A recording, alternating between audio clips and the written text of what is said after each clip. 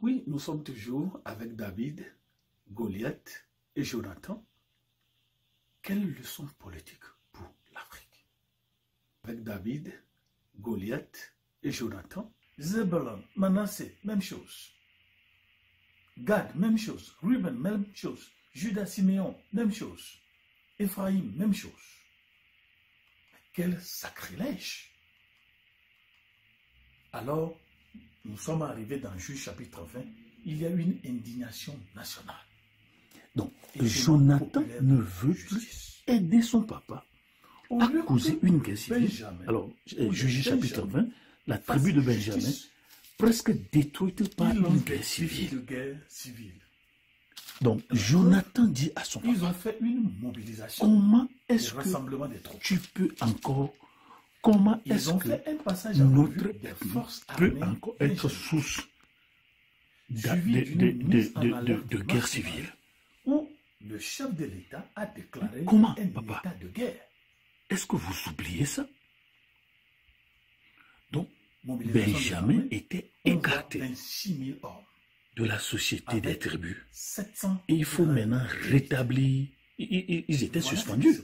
C'est comme une décision de la CEDEAO contre le Mali. Violation du code moral de l'Israël. Et cette personne doit être punie de mort.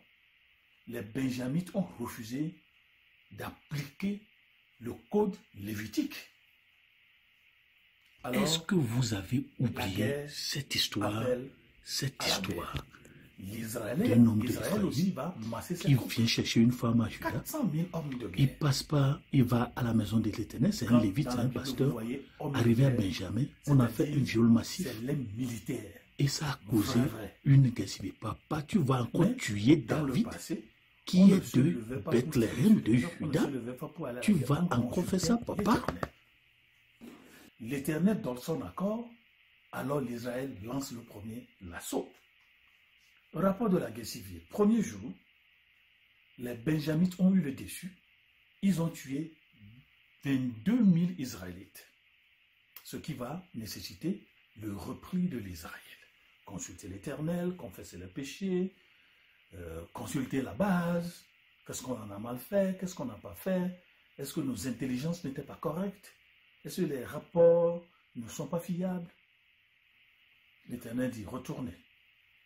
Deuxième jour de guerre civile, l'Israël lance le premier l'assaut. Les Benjamites vont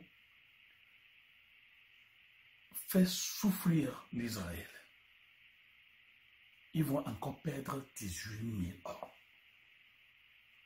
L'Israël se replie. Troisième jour de guerre, il y a changement de tactique d'attaque. L'Israël va avoir le dessus. Il tue 25 000 Benjamites. Et dans Juge 20, vous allez voir que la tribu de Benjamin est vaincue. Alors, quelle a été la décision nationale souveraine? Exclut Benjamin de l'Assemblée nationale des ethnies. Ça, c'est un passé délicat. C'est un passé délicat. Bon, dans Juge 21, nous voyons maintenant le retour de la tribu de Benjamin dans le concert des ethnies. Ce qu'on nous appelle la société des nations. La société des ethnies. La société des tribus. Donc, quand le papa dit, quand papa Benjamin, quand papa Saül dit, aussi longtemps que ce monsieur sera vivant, ta royauté aura de problèmes, il faut comprendre le monsieur. C'est-à-dire quoi? Après nous avoir tués, après nous avoir sortis de l'Assemblée nationale du pays, après nous avoir fait ceci et cela, Dieu a fait grâce à notre ethnie. Il y a eu une nomination de moi, ton papa, papa président. Finalement, notre ethnie marginalisée, Benjamin, est arrivée au pouvoir. On ne peut plus jamais perdre ce pouvoir, mon fils, Jonathan. Est-ce que tu comprends? Voici ce qu'ils ont fait à notre ethnie dans le passé. Tués, marginalisés, exclus. Et Dieu nous a ramenés au pouvoir. tu ne peux plus vendre ce pouvoir. Ça, c'est l'interprétation de papa.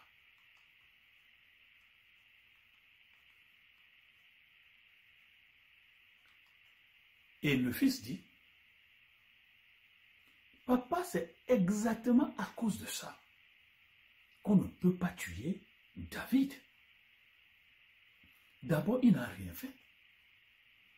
Mais le problème aussi, c'est que papa, David vient encore de Juda et de Bethléem.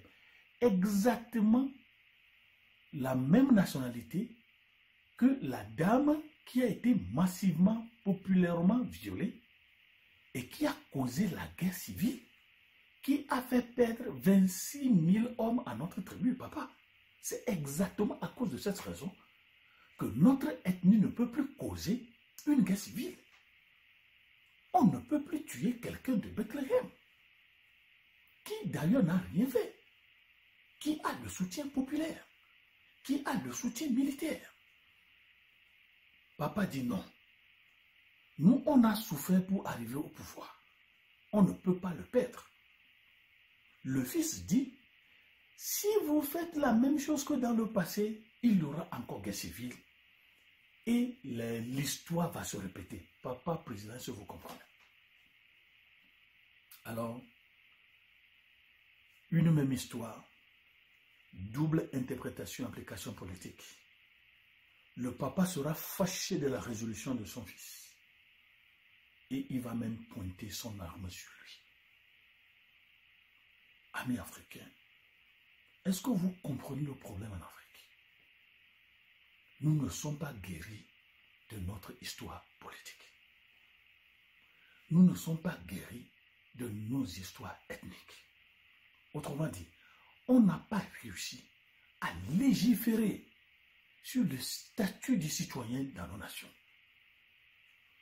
Nous pensons toujours, comme papa Samuel, notre ethnie marginalisée, pendant des années, par la grâce de Dieu, a finalement repris le dessus. On va rester au-dessus. Mais c'est ça le problème. C'est ça le problème. On voit l'ethnie, mais on ne voit pas que non, il y a politique, une société citoyenne. Papa a raison, ou fils a raison, mais à vous de trancher.